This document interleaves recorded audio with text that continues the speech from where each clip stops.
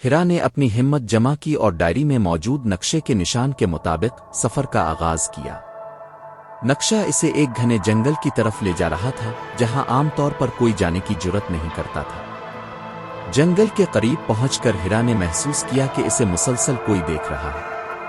کبھی جھاڑیوں میں سرسراہٹ، کبھی قدموں کی آہٹ، لیکن اسے کچھ نظر نہ آیا۔ نقشہ اسے ایک پرانے خستہ حال گھر کی طرف لے گیا۔ یہ گھر جنگل کے درمیان بالکل ویران کھڑا تھا۔ ہیرا نے دھڑکتے دل کے ساتھ دروازہ کھولا تو اندر ایک گہرا تہخانہ پایا۔ تہخانے میں ایک بڑی میز رکھی تھی جس پر کئی خفیہ دستاویزات اور تصاویر موجود تھیں۔ ان تصاویر میں ہیرا کے والد، کچھ نامعلوم لوگ اور ایک طاقتور سیاسی شخصیت دکھائی دے رہی تھی۔ تصاویر کے ساتھ ایک خفیہ خط بھی رکھا تھا۔ خط میں لکھا تھا، اگر تم یہ پڑھ رہی ہو تو سمجھ لو تمہارے والد کو اس طاقتور گروہ نے غائب کیا تھا کیونکہ وہ ان کے جرائم کو بے نقاب کرنا چاہتے تھے۔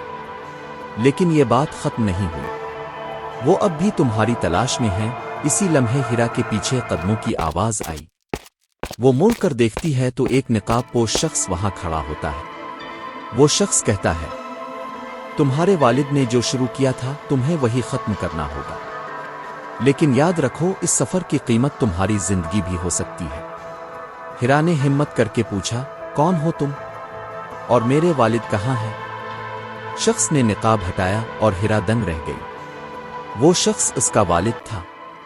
ہیرا کے والد نے بتایا کہ وہ حقیقت میں زندہ تھے، لیکن انہیں اپنی موت کا ڈرامہ کرنا پڑا تھا کیونکہ وہ طاقتور گروہ انہیں مارنے کے در پہ تھا۔ وہ گزشتہ کئی سالوں سے چھپ کر ان کے خلاف ثبوت اکٹھا کر رہے تھے۔ یہ سب ثبوت ہمارے قصبے کے مشہور کاروباری اور سیاستدان کی جانب اشارہ کرتے ہیں۔ وہی اس گروہ کا سربراہ ہے، والد نے کہا۔ ہیرا نے پوچھا، تو اب کیا کرنا ہوگا؟ والد نے جواب دیا، یہ فیصلہ تمہارے ہاتھ میں ہے ہیرا۔ تم یہ جنگ لڑنے میں میری مدد کرو گی، اپنی زندگی کے سکون کا انتخاب کرو گی۔ ہیرا نے فیصلہ کیا کہ وہ اپنے والد کا ساتھ دے گی۔ دونوں نے منصوبہ بنایا کہ وہ میڈیا کے ذریعے ان رازوں کو فاش کریں گے، لیکن اس سے پہلے وہ ان ثبوتوں کو ایک محفوظ جگہ پر پہنچانا چاہتے تھے۔